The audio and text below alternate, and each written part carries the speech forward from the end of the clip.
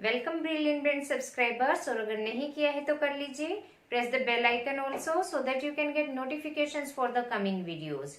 Watch the video till end kindly like and share to your friends also. हम cover कर रहे हैं chapter electoral politics class 9 civics. इससे पहले के वीडियो के अंदर हमने देखा कि हमें इलेक्टोरल पॉलिटिक्स की जरूरत किस लिए होती है और पॉलिटिकल कंपटीशन क्या होता है।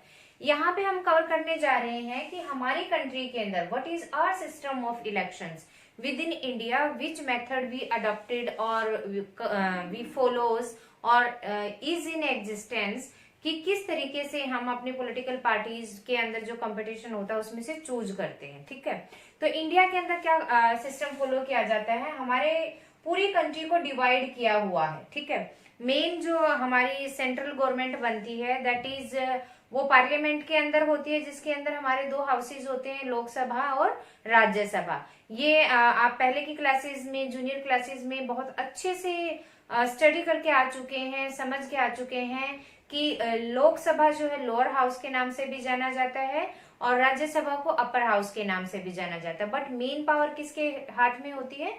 लोकसभा के हाथ में होती है। दैट इज हमारी वो ओवरऑल जो गवर्नमेंट रन करती है, पार्लियामेंट, उसको हम बोलते हैं, जहां से वो चलाते हैं।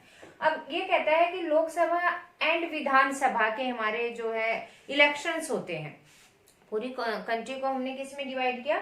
कॉन्स्टिट्यूएंसीज के अंदर।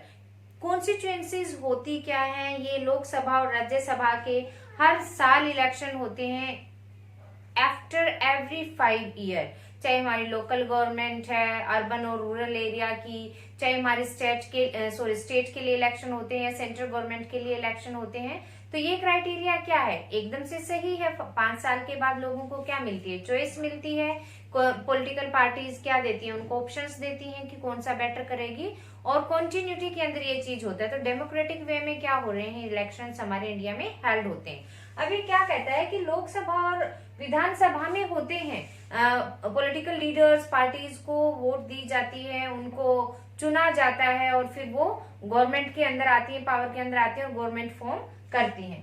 किस तरीके से होता है ये इलेक्शन? दो होते हैं, दो कैटेगरीज में हम इलेक्शंस को डिवाइड करते हैं। जो हर 5 साल में इलेक्शन होता है नॉर्मली, चाहे वो विधानसभा के लिए हो रहा है या फिर लोकसभा के लिए हो रहा है। ठीक है, विधानसभा में आप कंफ्यूज तो नहीं हो रहे हैं? जो स्टेट के लिए इलेक्शन होते हैं, किसी भी स्टेट गवर्नमेंट के लिए, तो वो कहाँ के इलेक्शन कहलाते हैं? आपके विधानसभा इलेक्शंस कहलाते हैं। ठीक है, तो जनरल इलेक्शंस कौन से हो गए?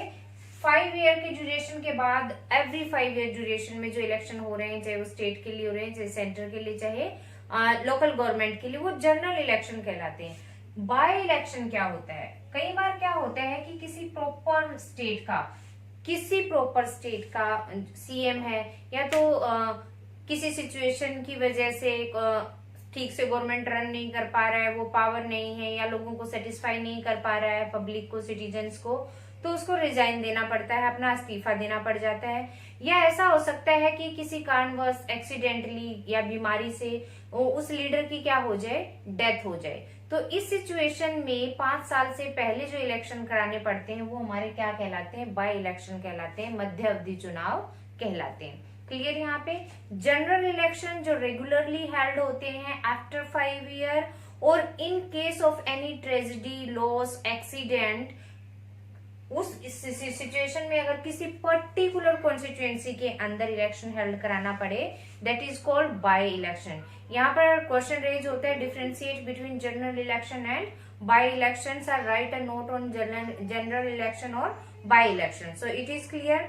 नेक्स्ट ये क्या कहता है कि इलेक्टोरल कॉन्स्टिट्यूएंसीज। अब हमने देखा कि हमारी कंट्री छोटी नहीं है, 28 स्टेट्स हैं इसके अंदर और 9 हमारी यूनियन टेरिटरीज हैं, सॉरी 8 हो गई हैं अभी। मैंने आपको इससे पहले के एक वीडियो के अंदर बताया भी था कि दमन एंड दीव को क्या कर दिया गया, दादरा एंड नगर हवेली को कंबाइन कर दिया गया एडमिनिस्ट्रेटिव एक्सपेंडिचर को कम करने के लिए। तो अब क्या कहता है कि जनरल इलेक्शंस हेल्ड होते हैं पूरी कंट्री में, क्या बहुत इजीली हो जाते हैं? नहीं, it's a very huge process and it required a lot of we can say safety and lot of norms are required for this. तो इसके लिए क्या किया जाता है? कॉन्स्टिट्यूएंसीज बनाई जाती हैं। कैसे कॉन्स्टिट्यूएंसीज बनाई जाती है? जैसे मैंने आपको हरियाणा का एग्जाम्पल दिया था, यहाँ कंट्री का एग्जाम्पल है कि पूरी कंट्री को अलग अलग एरियाज में डिवाइड कर दिया जाता है और उन एरियाज में इक्वल क्या होते हैं, हमारे वोटर्स होते हैं, ठीक है। तो वो जो एरिया डिवाइड किए गए वो क्या कहलाती है, हमारी कॉन्स्टिट्यूएंसीज कहलाती है। और पूरी इंडिया को लोकसभा इलेक्शन के लिए कितनी कॉन्स्टिट्यूएंसीज में डिवाइड किया गया है, 543 कॉन्स्टिट्यूएंसीज के अंदर इलेक्ट किया गया, सॉरी डिवाइड किया गया। अब ये क्या कहता है, area based system of representation. अब इन 554 एरिया से, कॉन्स्टिट्यूएंसी से अलग अलग पार्टी के कैंडिडेट खड़े होते हैं लोकसभा इलेक्शन के लिए, और जिसको वोट मिलती है वो फॉर्म में आ जाता है, गवर्नमेंट में आ जाता है। अब क्या कहते हैं, voters living in that area means equal voters होते हैं, और जो उस एरिया का वोटर कार्ड जिनके पास होता है, राइट होता है वहां से वोट डालने का, वो वहां के लिए वोटिंग करते हैं।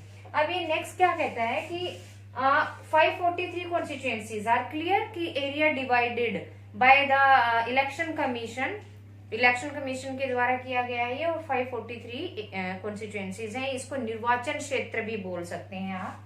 अब क्या कहता है, मेंबर्स ऑफ पार्लियामेंट यहाँ से इलेक्ट किए जाते हैं लोकसभा के अंदर। टोटल सीट्स तो कितनी है, कॉन्स्टिट्यूएंसीज कितनी है, 543 है, बट 2 मेंबर्स और होते हैं, तो टोटल कितने एमपीज होते हैं यहाँ पे, 545 मेंबर्स होते हैं, मेंबर्स ऑफ पार्लियामेंट, एमपीज जिनको बोलते हैं। क्यों होते हैं, ये जो मेंबर्स होते हैं 2 एंग्लो इंडियन होते हैं, ये मीन्स भारतीय होते हैं लेकिन प्रवासी भी होते हैं। ये इनको कौन इलेक्ट करता है, ये हमारे जो प्रेसिडेंट होते हैं उसके द्वारा इलेक्ट किए जाते हैं। This is the most important question, most of the time it is asked in the competitive exams like HSC और UPSC कि how many seats are there in constituencies are in India, 543 constituencies, but how many MPs are there in Lok Sabha? Then these are 545 MPs. वो 2 कौन से होते हैं, यहाँ पे question ये भी रेज हो जाता है, how many members are appointed by the president of India in Lok Sabha, 2 members, and these are the Anglo Indian members. तो यहाँ से 3 मोस्ट इंपोर्टेंट क्वेश्चन रेज होते हैं। अब now it is saying simply in case of states. अब ये तो हमने आपको बताया लोकसभा के बारे में कि लोकसभा में किस तरीके से होता है, पूरे इंडिया को कितनी कॉन्स्टिट्यूएंसीज में डिवाइड किया गया।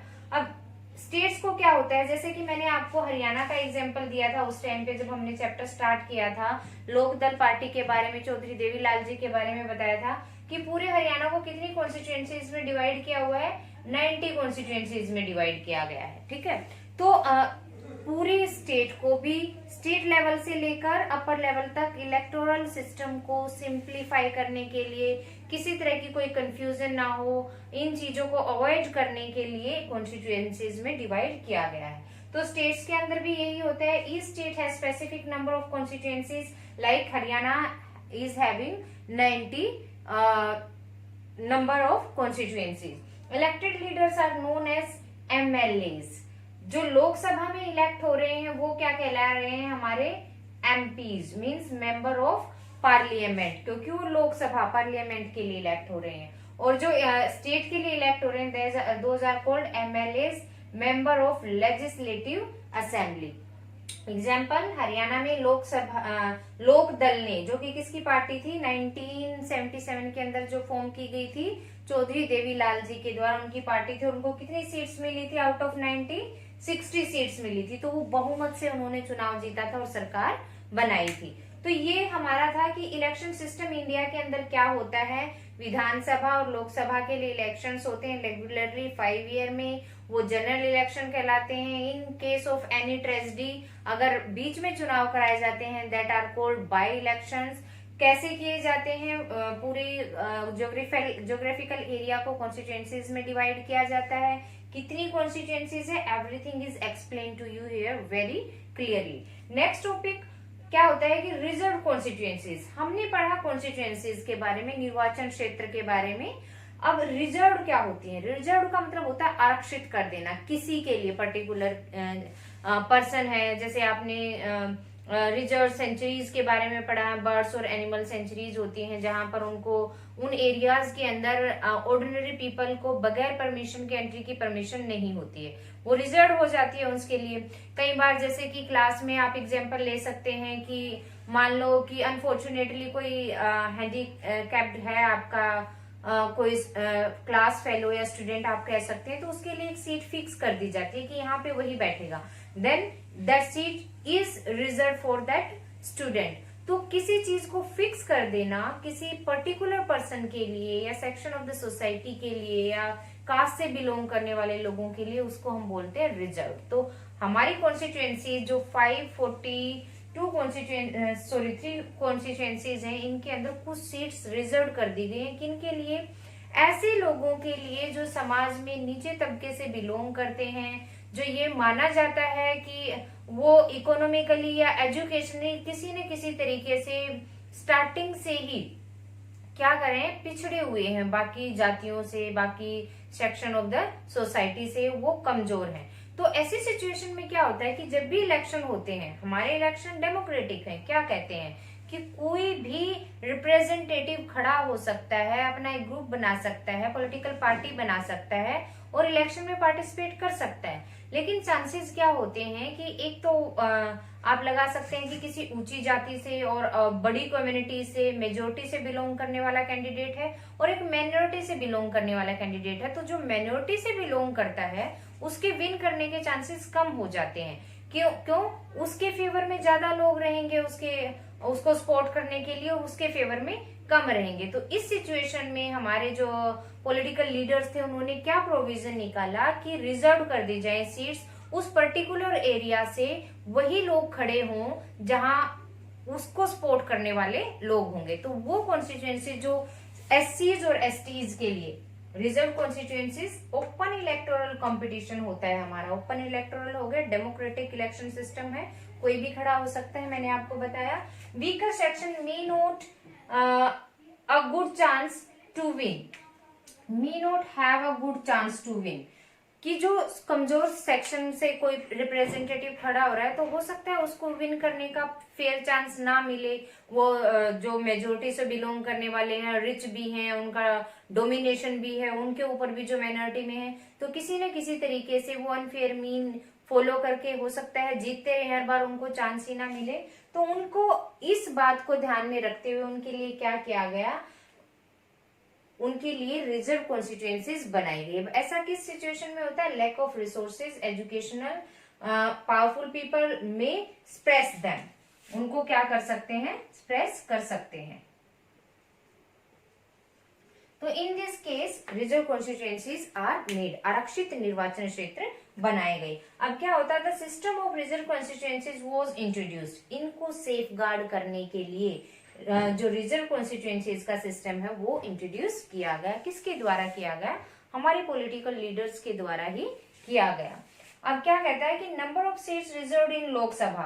अब ये जो रिजर्व कॉन्स्टिट्यूएंसीज है, आउट ऑफ दीज 543 कॉन्स्टिट्यूएंसीज, इनमें से 84 सीट्स तो एससीज के लिए मींस शेड्यूल कास्ट के लिए रिजर्व की गई हैं और 47 सीट्स जो है एसटीज के लिए मींस शेड्यूल्ड ट्राइब्स आपको पता है ना, कबीले में रहने वाले जो लोग होते हैं, बैकवर्ड एरियाज काउंट किए जाते हैं, लाइक छत्तीसगढ़ वगैरह के जो हिली एरियाज में रहने वाले लोग हैं, जो कि बेसिक कम्युनिटी से भी अभी तक क्या है, उन तक उनकी पहुंच नहीं है, ऐसे लोगों के लिए भी कॉन्स्टिट्यूएंसीज रिजर्व की गई है। तो यहाँ से 1 मार्क क्वेश्चन निकलता है, how many seats are reserve for SCs 84 seats and how many seats are reserved for STs, that is 47 seats, and this is according to 2012 की जो रिपोर्ट है हमारी पार्लियामेंट की तरफ से, उस टाइम तक का ये मतलब आप कहें तो एक प्रूव्ड डाटा है ये।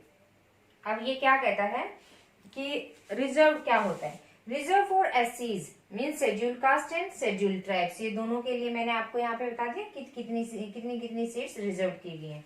Later on, this system of reservation was extended at district and local level.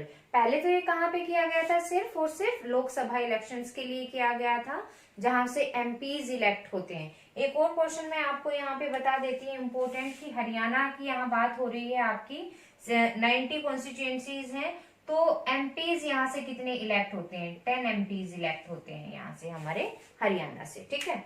तो this is also the most important question for UPSC and SC and for your class also, कि how many seats are there for MPs in Haryana, here are 10 seats, ठीक है। तो system reservation was extended at the district and local level. फिर urban और local government के लिए जो elections होते हैं उनके लिए भी कॉन्स्टिट्यूएंसीज को रिजर्व किया गया, एससीज और एसटीज के लिए। और फिर वुमेन के लिए भी रिजर्वेशन दिया गया। औरतों को पहले पॉलिटिकल जो इलेक्शंस होते थे, एक्टिविटीज होती थी, उनमें पार्टिसिपेशन का कोई प्रावधान नहीं था, प्रोविजन नहीं था। बाद में ये इंट्रोड्यूस किया गया। 10th क्लास के अंदर आप इसके बारे में पढ़ेंगे कि औरतों को किस तरीके से पॉलिटिकल इलेक्शंस के अंदर पार्टिसिपेशन करने के लिए उन्होंने किस तरीके से स्ट्रगल की और किस तरीके से वो इसमें सक्सेस हुई। तो 1/3 है यहाँ पे कि मोस्ट इम्पोर्टेंट क्वेश्चन है यहाँ भी।